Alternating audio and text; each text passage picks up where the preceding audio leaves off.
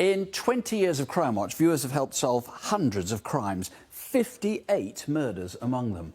But few were more callous than this one. Police were called by two men who found a bag by the side of the road in Sheffield. Nothing could have prepared them for what they found inside.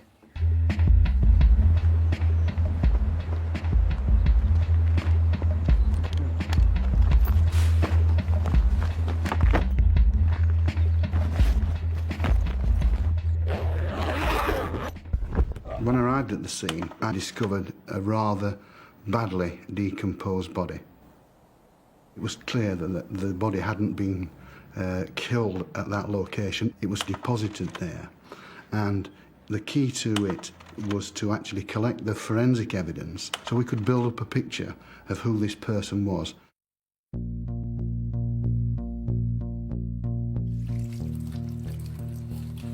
You know what he's planning to do? No. He's planning to sell everything. Go abroad and get married. What about us? Exactly. We go to protect ourselves. At the mortuary, we got a very, very clear picture that there was foliage, that there was soil, that there was pupae, that there were maggots all around the body. The soil and leaves were typical of those in an urban garden. So at some stage, that's where the body had been. And flies prefer to live in damp, dark conditions, so the scientists took the view it must have been buried in a cellar. They didn't yet know, but it was buried here, in the home of Hassan Nasser and his son, Kassan. For years, they'd been bullying Hassan's 75-year-old father, Muhammad Ali, until they decided to murder him for his money. Can't believe you're my granddad. What are we going to do with the body? Stop panicking, you're making me bloody nervous. I'm not panicking, I just want it to go right. It was badly decomposed. We couldn't establish at that time a cause of death.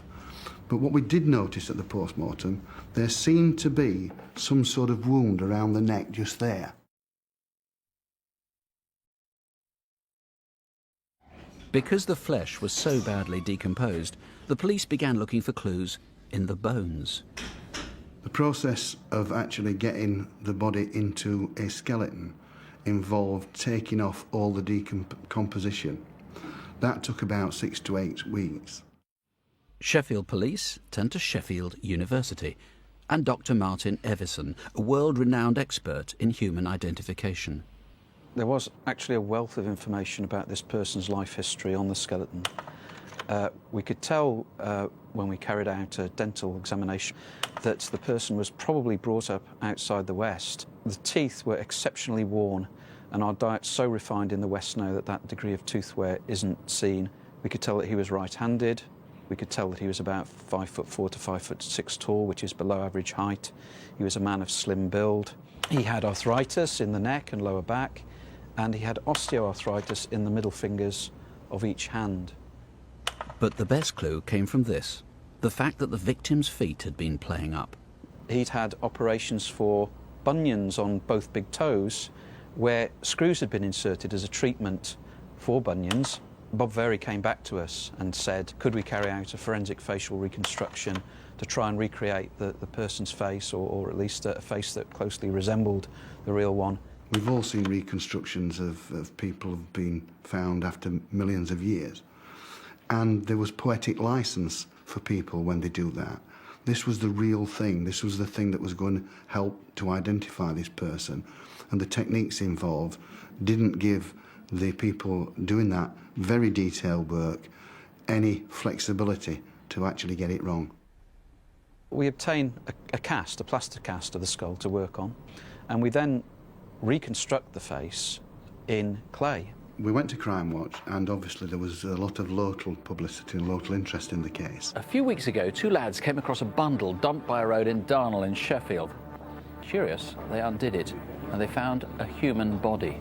We had a call into the incident room as a result of that publicity, and the person said that they thought the clay head resembled a man called Muhammad Nasser Ali, and he was able to give us details of his GP. The GP confirmed that Mr. Ali had osteoarthritis in his back.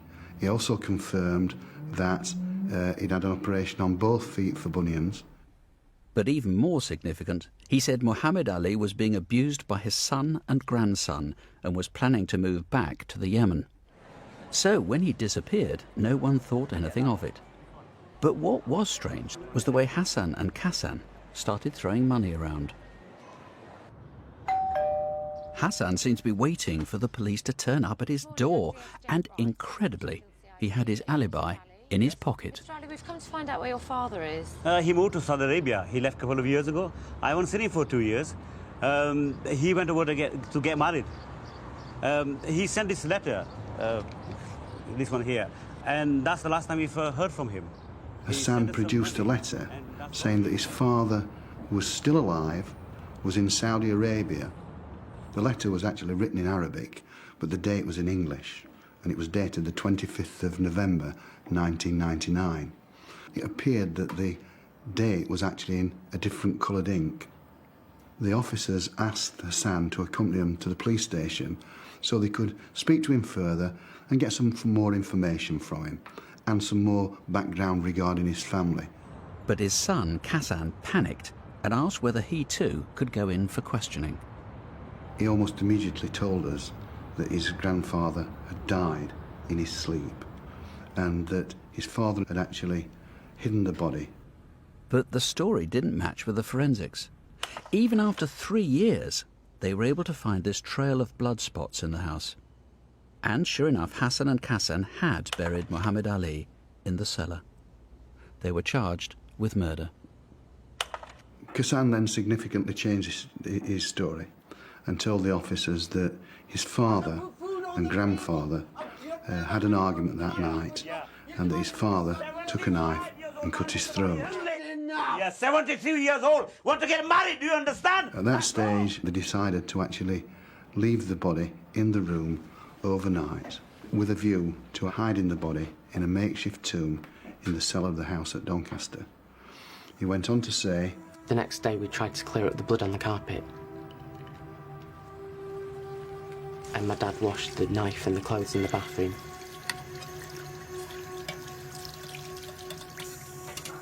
I went to a DIY shop and bought some bricks, sand, cement, paving slabs and paint.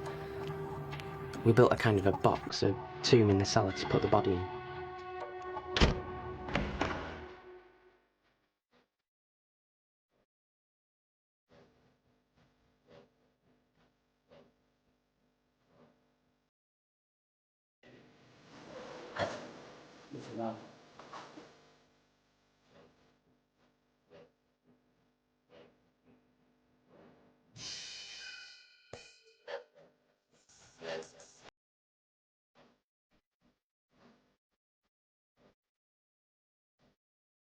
I covered it with slabs and sand and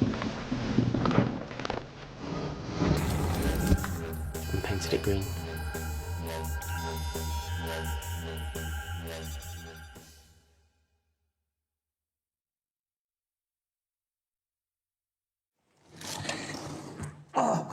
In 3 years, they'd spent all of Mr. Ali's savings.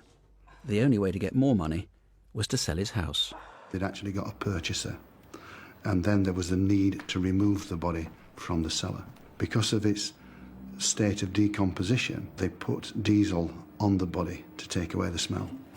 Their initial intention was to leave it by the motorway. Because of the volume of traffic, they weren't able to do so. Kassan was familiar with Kettlebridge Road, and in actual fact, they'd almost got back to the centre of Sheffield. That's the next but last turn-off prior to coming into the city centre. It is secluded and quiet, and that's the reason they chose that site.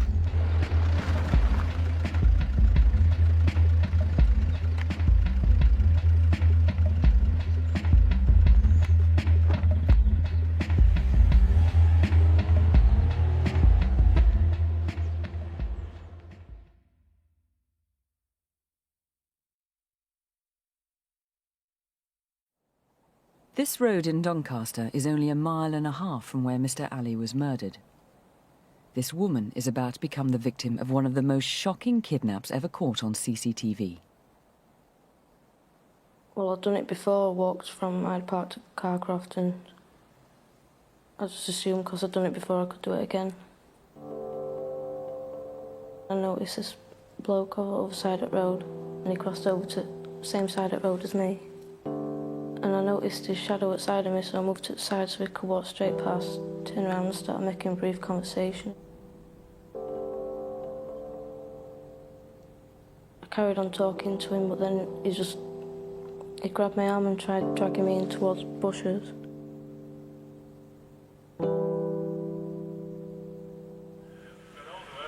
Alpha, can I have an immediate with that, please? The gent has just dragged this girl into bushes.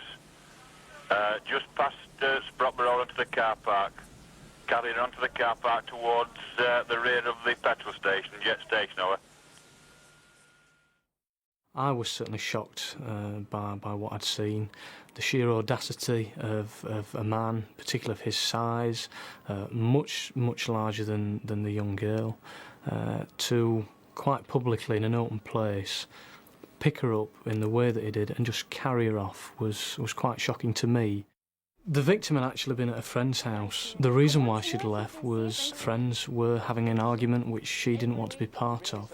So she decided, unwise though it was, to actually walk home in the early hours of that particular morning. Look, you two, just pack it in, will Why you? does that matter? Maybe they're lying. Right, why would my friends lie to me? I'm going, I'm off. Oh, come on. Crucially, on her way through Doncaster town centre, she was spotted by an off-duty police officer.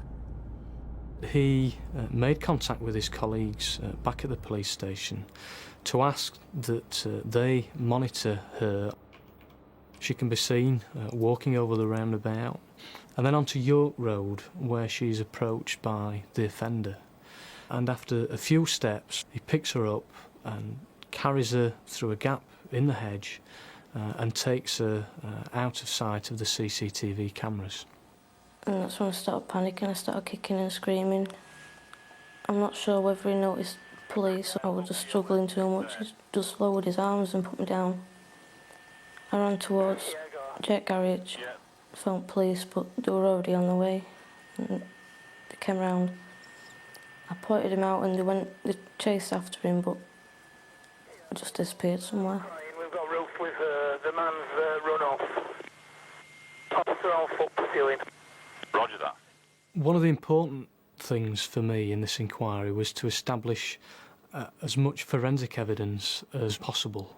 The first thing we asked them to do was to look at the areas of clothing that the offender had been in most contact with, and that included areas surrounding the back of the knees and the back part of the jeans on the waistband where he'd actually picked her up. While one group of detectives was looking at the forensics, others were checking the CCTV footage. We realised that it had actually been caught on camera all over the town centre. And when we looked at the range, it had actually been in the town centre for around 3 hours. We built up a picture of a man that was literally wandering around without any great deal of purpose, wasn't visiting any licensed premises, wasn't going out for food. But his intentions soon became clear, as he'd spent most of his evening wandering Doncaster's red light district. The first sighting of him was actually down here at Harrington Street, and he was seen walking up this street. At the same time, the camera, which is over there, was catching a prostitute as she walked down this area. The prostitute walked up this alleyway, and then very worryingly, the offender followed her up. At some point, he left the red light area of Doncaster and the town centre, and the next occasion that we see him was when he appears on the roundabout near to St Mary's Bridge, and that's the point where he begins to follow our victim. By now, the police had a DNA profile from a hair found on the victim's jeans. I was confident that if we arrested our offender, that would be the key piece of evidence that would ensure a conviction. Police. But they needed a name, and via Crimewatch, they got one. Really was. Tell us about him. He is huge. Somebody put him as high as 6'5". The name they got was Dieter Grohr. He was married and employed as a railway worker. When Dieter Grohr's name came into the inquiry, it was important that we researched him, and we found out from North Yorkshire Police that on the 3rd of July he had indeed been reported missing by his wife. Now that was important because that coincided perfectly with media releases that we had made on that date. So now they had a name and a man who'd mysteriously gone missing. Police went to his home in nearby Great Heck to find out more about him. Later that day, they arrested Dieter Groh and he was brought back to Doncaster where he was interviewed. Give me your full name, please. Dieter Groh. Now and again you do work in the Doncaster area? Yes. Have you ever spoke to any prostitutes in that area? Not in Doncaster, no. Not in Doncaster? No. Never? No. He told us that he was a hard-working family man. He denied any involvement in the offence at all, never come into contact with our victim, and that indeed he would have no reason whatsoever to be in Doncaster in the early hours of the morning. Whilst he was in police detention, we obtained a DNA sample from him. The sample matched the DNA found on the victim's jeans. Caught on camera, caught by DNA, but he wouldn't be caught telling the truth. Any comment to make regarding that CCTV footage? No. The person on that CCTV footage, I think, is a very good likeness of you, the man sat before us. Do you have any comment to make regarding that? No. Why did you attack that girl? No reply. Did you want to hurt her? No reply. Did you want to rape her? No reply. Did you want to kill her? No reply. Dieter Groh eventually pleaded guilty to kidnap, but his denial reached new levels. He said he picked the girl up to give her advice on drugs.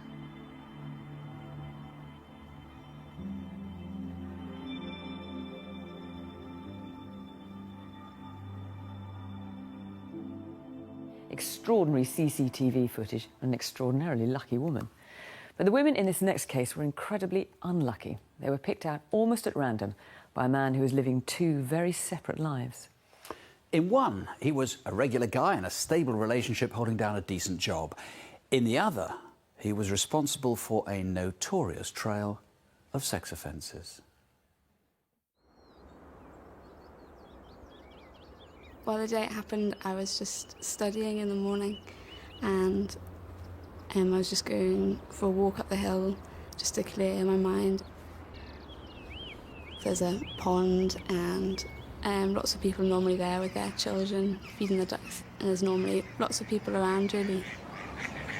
As I was going up this grassy slope, this man approached me and I was kind of trying to avoid him, but he seemed intent on coming towards me.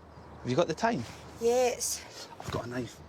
What are you going to do with that? Look, I'm just going to mug you, all right? On you on me, I swear Get I into don't these have bushes. anything. I swear, please don't touch me. I don't have any money. I don't have anything with me. Please. Get into the bushes. Please. No, I didn't really think I could get away at any stage.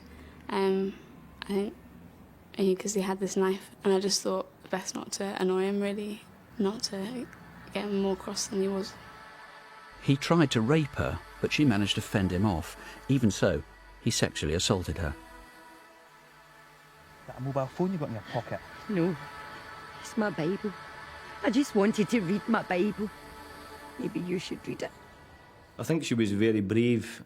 She's a very level-headed young lady, and rather than submitting to him, she's decided to retain some kind of control over the situation and to keep talking to him in an effort to basically put him off. Count to 5 minutes. If you don't, I'll be waiting on you. So I did wait for a little while, but I was just really upset, so didn't really want to. I suppose I was quite shocked and stunned, so I just stayed. And then when I did leave, I couldn't see him anyway. Obviously, he was long gone.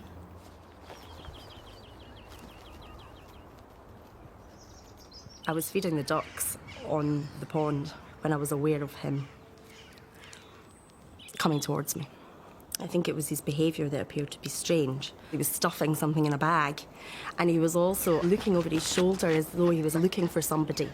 I started running quite slowly, just a kind of jog, but he picked up speed quite quickly, and then he disappeared round a corner. This particular man was very careful not to leave any trace of forensic evidence. On running from the crime scene, changed his appearance significantly.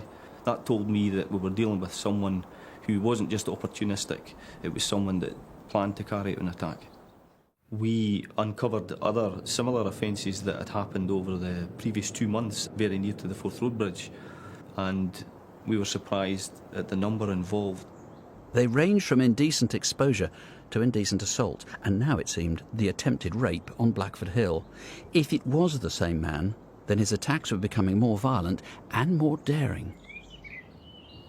They were being committed in the morning, say around about 7, 8, 9 o'clock in the morning, and we decided that there must be some reason for this. You know, is the man on his way to his work? Is he coming back from his work? Does he live in the area? And they were centred around main bus routes, bus stops and pathways to local shops. And what was quite odd is that these crimes were being committed where other members of the public had actually seen what had taken place. Hey! Police set up roadblocks and intensified house-to-house inquiries, but the attacks kept on happening. So they brought the case to Crimewatch. This is an appeal to the wife, family and friends of that man. Please turn him in. As well as the 100-odd calls that we received, we got another witness to come forward who believed that the same man had attacked her. As I approached the bus stop, I saw a man walking on the other side of the road. I continued walking up the hill and I just wanted to get home.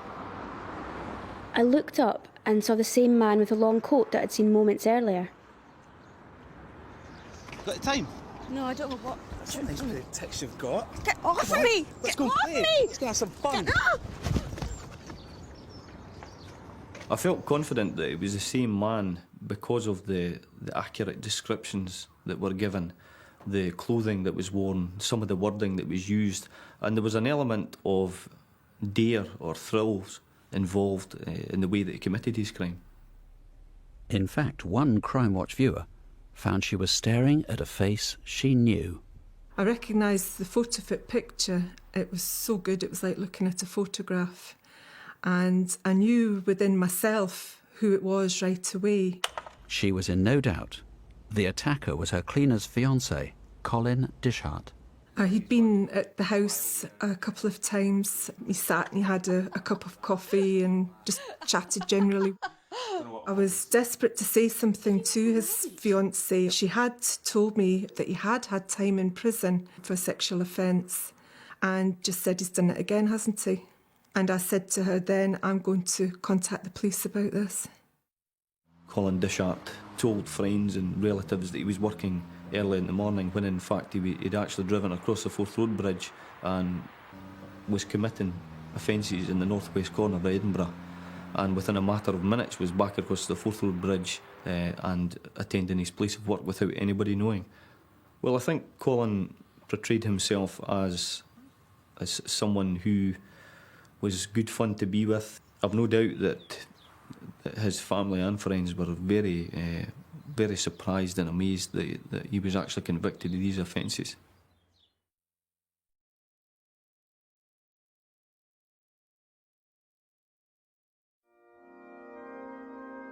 I suppose I'm just more wary about going places on my own now after this has happened. I'm just quite annoyed that some of my freedom's been taken away because I feel quite scared when I'm, even in the daytime, just on the street. I'm just really wary of other people and especially other men. And when it first happened, I didn't really go anywhere on my own and I was really scared, but now I'm going more places on my own.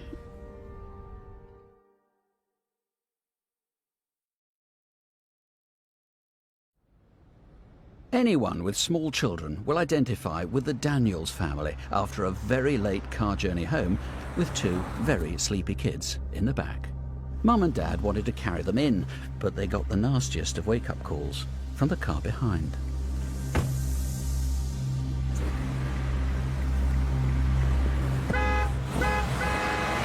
When you start an investigation, obviously you look at the method of how that attack or offence has actually happened.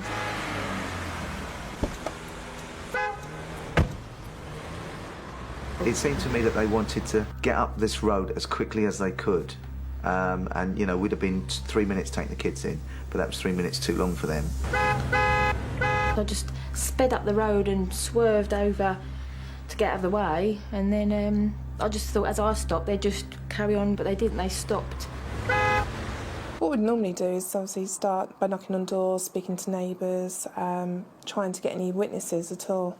Unfortunately, because it was during the early hours of the morning, most people were asleep, so people didn't hear, so we had hardly any witnesses at all. I got out the car and a small guy got out the passenger side of the other car. Look, mate, couldn't you wait a couple of minutes? You can see we've got children. What's all the fuss about? What's the problem? A great big guy got out of the driver's side of the car, and I saw him get out the car, and he walked down to the bumper of his car. I couldn't believe the size of him, and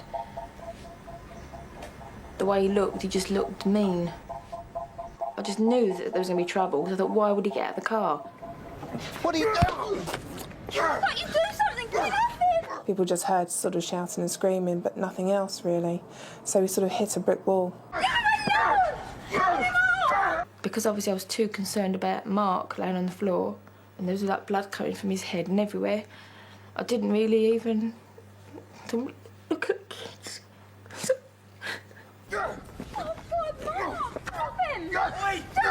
Wait, come on, leave it out, he's hurt! Look, he was warmed!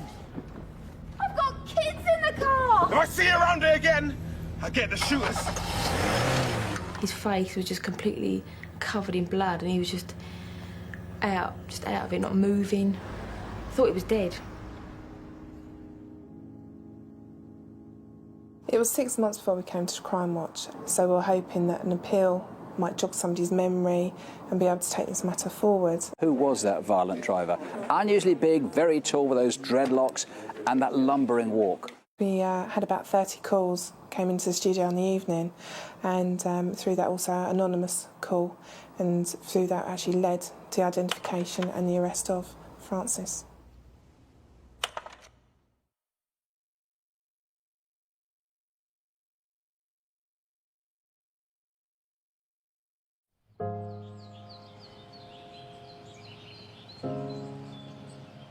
Bourne's quite a small community, and I think that it's shocked people, it's surprised them, and it's made people think twice about how safe they are with the people amongst them.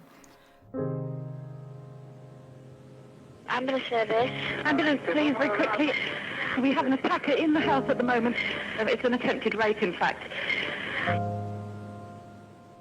When this incident happened in March 2003, it was the first crime of this type of nature in the Bourne area. Bourne's a small market town in Lincolnshire, and obviously the impact of this crime had a devastating effect on the community. My daughter had been working in the dining room on a textiles project. Ben, can you go in the other room, please? Look, I've got my exams in 2 weeks. It's really a really normal family. We get on really well together. We were sitting watching the television for a bit. She took a break. And it was getting quite late then, and I suggested that maybe it was time to go on up to bed.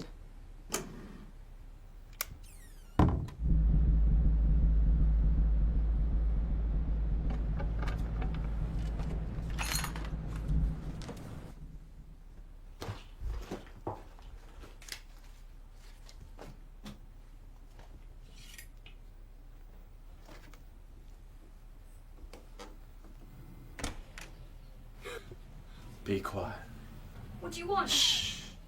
Shut up. Lie on your back. Okay, I'm sorry. The thing that made me think the most was that I could see his face, and I just didn't see how he was going to let me go.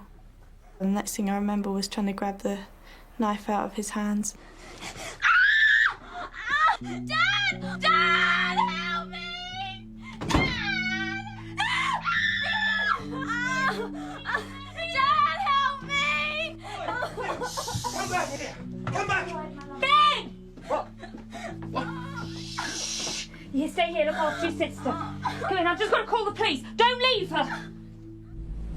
Ambulance service. Ambulance, please, very quickly. We have an attacker in the house at the moment. My daughter's hand has been cut with a knife by the look of it around the thumb. Right, okay. Large cut, bleeding very badly. Right, and he's still in the house? I'm not sure. My husband's just gone to see what's happening. I just remember thinking that I wasn't going to let him pass me back to where my family was, and really that's all that was in my mind. Where's my friend? What are you doing in my bloody house? Don't give me that crap!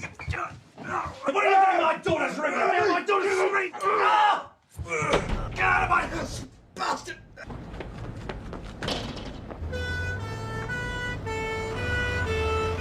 You always want to protect your children from having to face these sort of things. I can't understand why anybody would want to hurt someone else.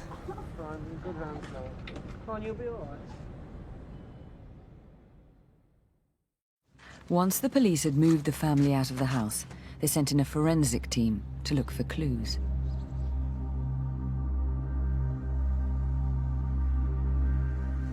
The house was a scene of devastation. There was blood in various places. Clearly as well, they were looking for fingerprint evidence and any other sort of evidence that might identify the person responsible. So there was quite a big task ahead, bearing in mind that we had an offender that was outstanding and extremely dangerous. A number of fingerprints and palm prints were found within the house, and it was obviously vitally important to identify and eliminate, if possible, those marks. Most of them were actually eliminated to members of the family. However, there was one mark we weren't able to identify. The one remaining mark was a palm mark which was located on the daughter's bedroom door handle. The elimination process was extended to include friends of the family and even previous occupants of the house. These were all compared against the outstanding palm print, all with negative results. Had it been a finger mark, it would have been searched against the National Fingerprint Database, but because it was a palm mark, there was no national palm searching facility available. We knew that the man concerned had run off in a certain direction, and a short space away from the house, in a stream, we found a knife which we were able to say had come from the house. Unfortunately, there was no forensic evidence on the knife. But an e-fit compiled by the family did get some response. Some said it looked like a man with the nickname Sky. But no one knew either his real name or where he lived. So the police appealed on Crimewatch.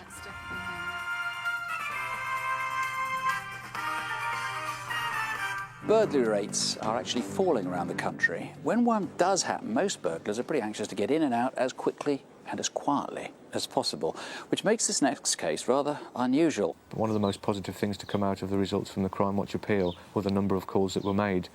Yes, a number of different people were suggested, but we took that as a positive because people were thinking about the offence and thinking about people who, for one reason or another, may have been responsible. The important thing was to carry on with the investigation and wait for a vital lead. And the vital lead came 18 months later, when the man attacked again.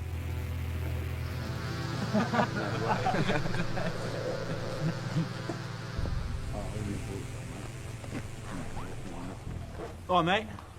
That's fine. Yeah, just I look like your it, phone, mate. mate. Go on.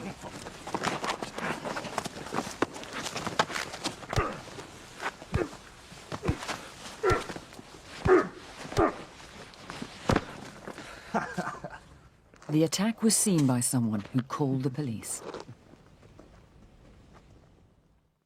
Whilst the robbery in Spalding was being investigated, the nickname Sky came to light. What actually happened was an officer who had been involved in the initial investigation into the Bourne incident was at Spalding Police Station when he overheard a conversation regarding Sky and put the link in with the original incident in Bourne. You got any nickname, Simon? No, it's Sky. Sky. Right. What's your date of birth? Sky was Simon Benton. And as a matter of course, his palm and fingerprints were taken.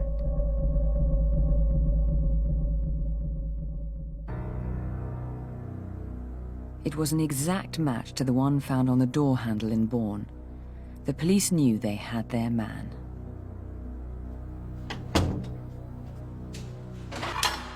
Simon Benton was arrested on the 12th of October. At the time of his arrest, he was on remand in prison in relation to the robbery in Spalding. During the whole set of interviews, he denied involvement. In fact, he actually said that he didn't even know where the house was.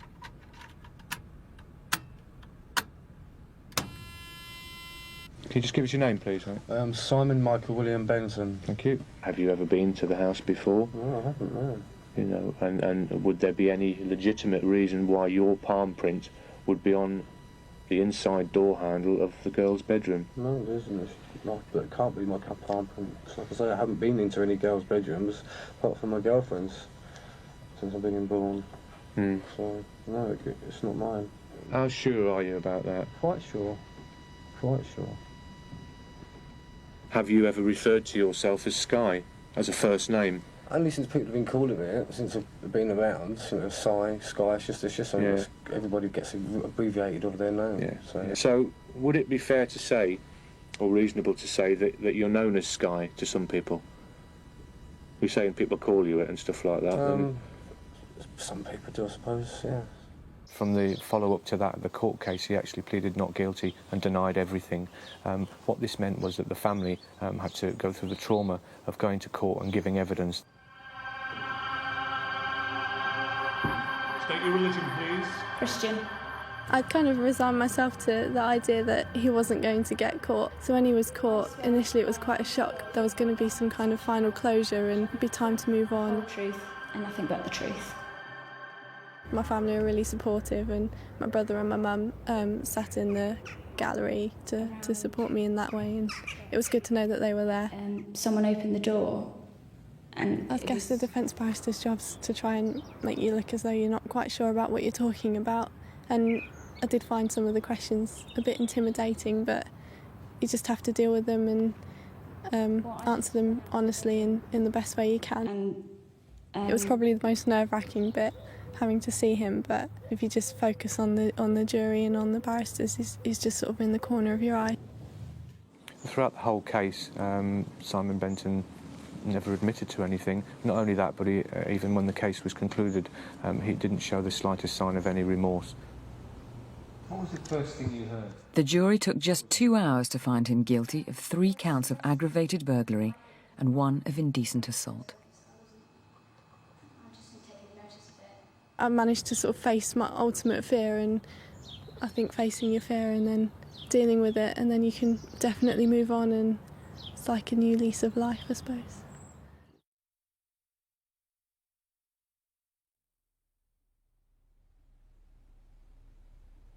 Stephen Johnson had an unusual career, and he made quite a decent living. But the way he made it wasn't decent. His specialist trade was conning pensioners out of their savings. Because you can con people. Are you proud of that? No comment. I'll tell you why. Because you're greedy. No comment. And that you prey on elderly people. No comment. Well, we all have parents, we all have grandparents. You look at him, and if I didn't know what I know now, quite possibly I may have been taken in by him, I don't know. And that's what makes him so dangerous. I'm totally convinced there are people today that never ever recovered from his visit. This con man has been extremely hard to track down. He's regularly switched his location and his name for 5 decades. Stephen and Alan Johnson are just 2 of his aliases. Police hardly knew anything about his life. He used his age, his charm, and his confidence to steal from hundreds of elderly people. DC Tim Brownson was given what seemed a routine burglary. It was basically a phone call and knock on the door and go and meet the victim and take a statement. He picked on a certain aspect of a conversation that he'd overheard between her and somebody else and exploited it ruthlessly. I'm sure I have. Don't you remember, back 2 years ago, I used to come round with my son. He's a local policeman. Did a bit of work for me in his time off. My bus, sorry. Oh, it's mine as well. Where were you at that time? No comment. Do you remember what you were doing at that time? No comment. It's you, isn't it? No comment. A reasonable explanation at all why that would be said about you, because I believe that is you. No comment. I do a lot of work for Age Concern. Not that you'd come in that category, of course, darling. Yeah, I live just round the corner there. Do you? Yes. Oh, so well, I'll tell you what, fantastic. I'll come round with you now and... Okay, well, I'll show you the things that need doing. It's so difficult getting help these days. Nobody wants to do any odd jobs, do they? Don't you worry. I brought him back for a cup of tea, and then I took him round the house just to show him the work that had to be done. You can actually see where this crack is. She turned her back on you, and during that time you entered the bedroom You rifled through a set of drawers in the bedroom and you stole 200 quid from an envelope that was contained in the drawer. What have you got to say about that? No comment. Where's that money now? No comment. Where's that envelope? No comment. I'll tell you where that envelope is, I've got it. Don't you worry about your bathroom. I'll look after it. Never you worry. That's pretty despicable, isn't it? No comment. But that is you, isn't it? No comment.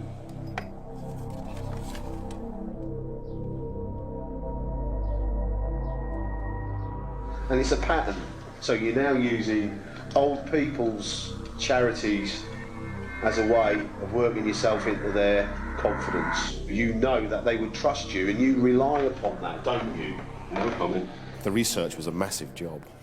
Intelligence came back to us very, very quickly that indicated that not only was he operating within London, but he was operating elsewhere, certainly in the southern counties and the home counties.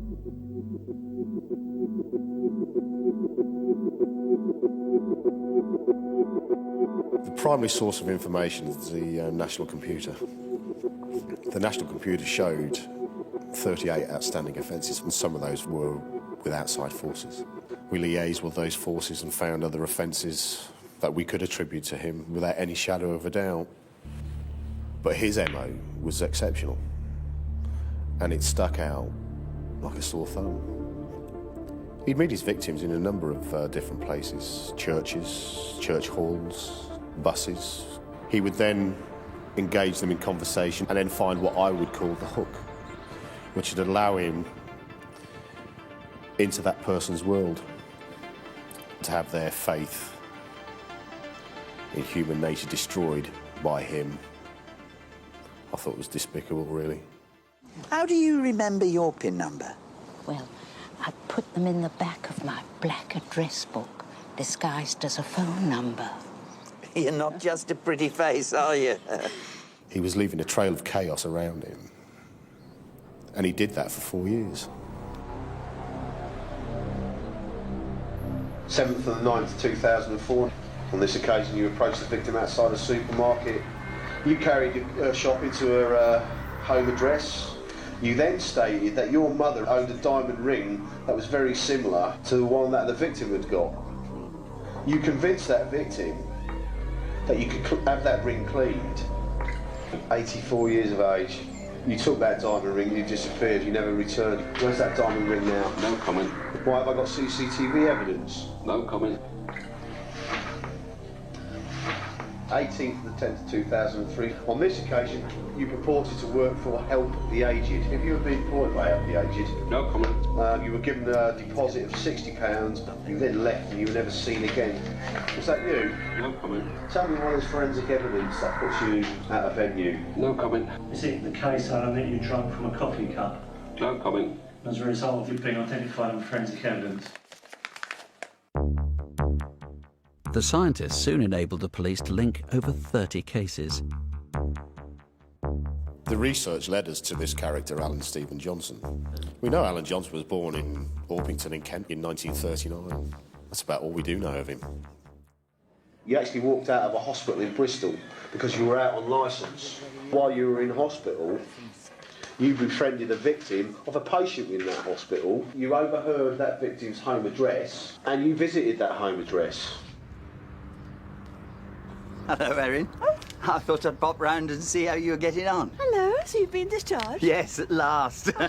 Any chance of a cup of tea? Oh, well, yes, we could, yeah. Hundreds of victims followed. The youngest was 56, the oldest 101. He stole £5 from her. Alan Johnson had in the region of something like 39 different names. He's a totally elusive character. When you and I live our lives, we register with doctors, we have bus passes, credit cards, bank accounts. He has none of that. How does he live his life? Well, it's really quite simple. He fed off other people. So I decided to take the fight to Johnson. And probably one of the most effective options available to us was to be able to broadcast his image nationwide. We know his name, we know what he looks like. What we don't know is where is he tonight? That's right. We did have a couple of phone calls telling us that Johnson could have been in the area. We travelled down there Again, he'd beaten us to it. It wasn't him. Or if it was, he'd moved on. But then, amazingly, the man with more no comments than a dumbstruck politician found his voice. I've come to hand myself in. I was on Crimewatch last night. It was an exciting time for us.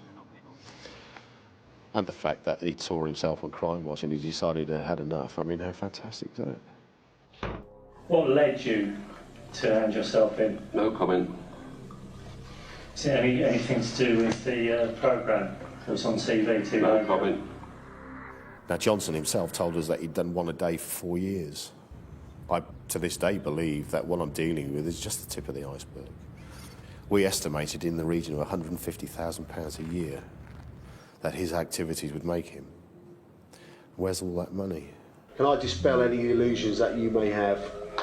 I will find out where you live, and I will find out where you keep your money. Alan Johnson is a shark in a goldfish pond.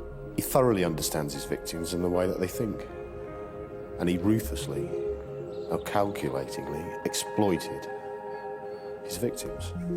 Without any shadow of a doubt, a cold, heartless and ruthless man. Have you got any remorse for these people? No comment.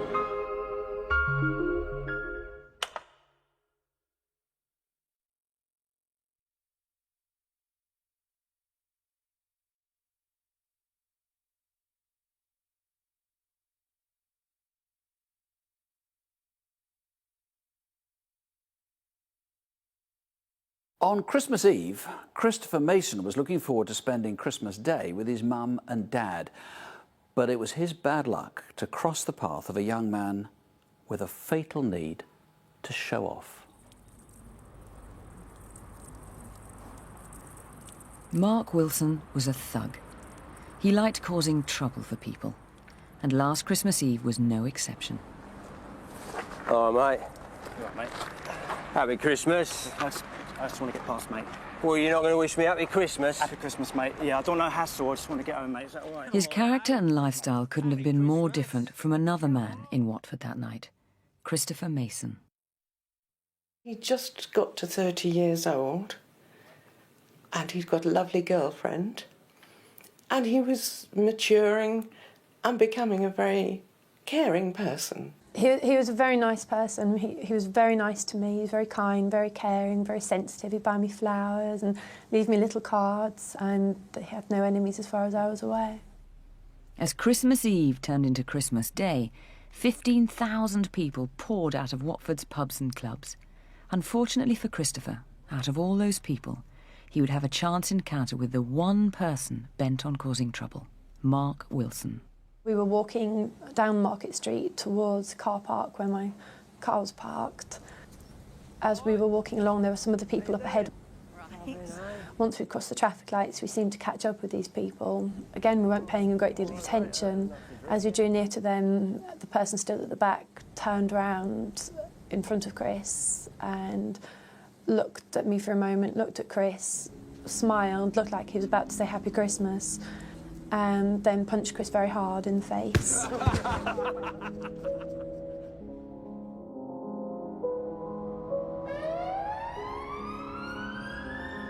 His head hit the wall, and then hit the pavement, and then his brain started to bleed.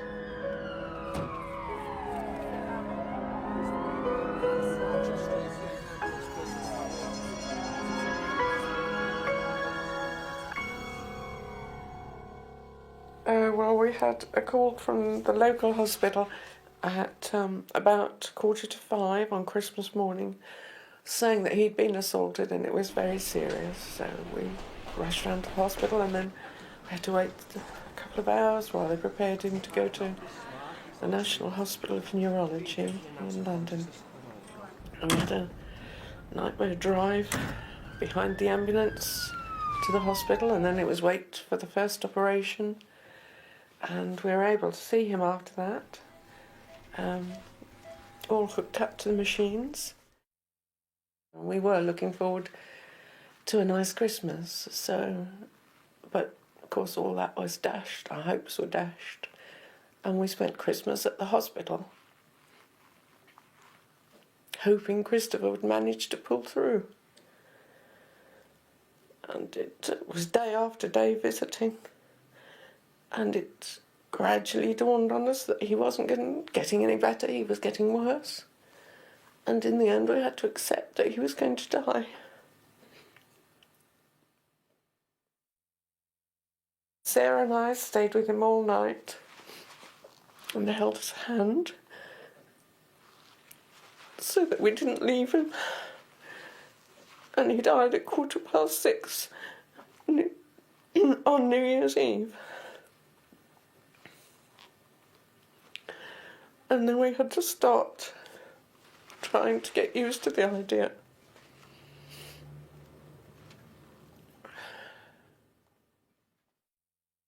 It was completely motiveless. It was a completely unprovoked assault that led to these tragic consequences. That in itself is a driver for the inquiry team to make sure that we do everything that we possibly can to bring the person to justice. The police sifted through every piece of CCTV footage from that night, thousands of hours of material, thousands of people. And from those they identified these 3 prime suspects running away moments after Mark Wilson had killed Christopher. Unfortunately, the CCTV coverage didn't show us who actually threw the punch. We targeted a specific area for doing leaflet drops with an image of one of these suspects and an image of Chris. Whilst that generated some response, it still didn't give us the necessary breakthrough to identify who the 3 males were. The police hadn't yet identified the man on the CCTV as Mark Wilson, so he carried on as if nothing had happened. Smash the geezer and, you know. What joking? What happened then? No, stuff happens, don't mate. What's the way, Jack? Wilson went on to leave the country, and the police went on to Crimewatch. Now, only one of them threw the punch. If the other 2 come forward, what will happen? The other 2 come forward, we'll be treating those as witnesses. If they've had nothing to do with the assault, I would urge them, this is their opportunity to come forward. Within half an hour, we had a phone call through to the studio that was from an anonymous person speaking on behalf of one of the 3 males, saying that they'd witnessed the assault but were reluctant to come forward. At the end of the Crimewatch programme, Nick Ross then put out an appeal. I'm going to be a bit obscure on this. There is a caller who knows someone who knows something. And I'm going to be deliberately elliptical. That caller will know that I'm addressing him or her. All I'm asking is don't ring back tonight. There's no reason for you to do so, but please do stay in touch with the police. The person did stay in touch and gave Mark Wilson's name. It is fair to say that he'd come to police notice before, and the local police in Watford were well aware of him. And it's also fair to say that, unfortunately, this attack on Chris isn't out of character for something that Mark would have been involved in. And when Mark Wilson got back, the police were waiting. When we actually went to arrest at his home address, Nobody move! Everyone lay still! We recovered a letter that he'd penned to an acquaintance of his but hadn't sent off, where the gist of the letter was he was basically admitting that he had been the person that had thrown the punch. So do you want to tell me what happened on Christmas Day? No comment. If there was any reasonable reason why you assaulted Christopher Mason? No comment.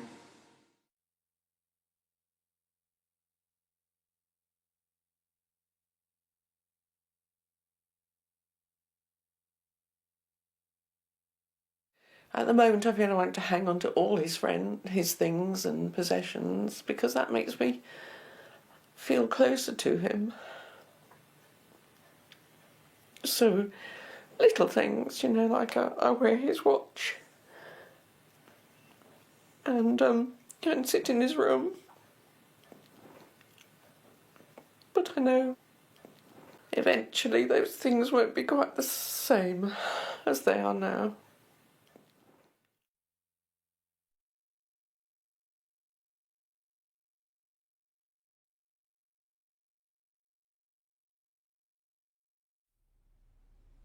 And our thoughts are with Chris's family and friends.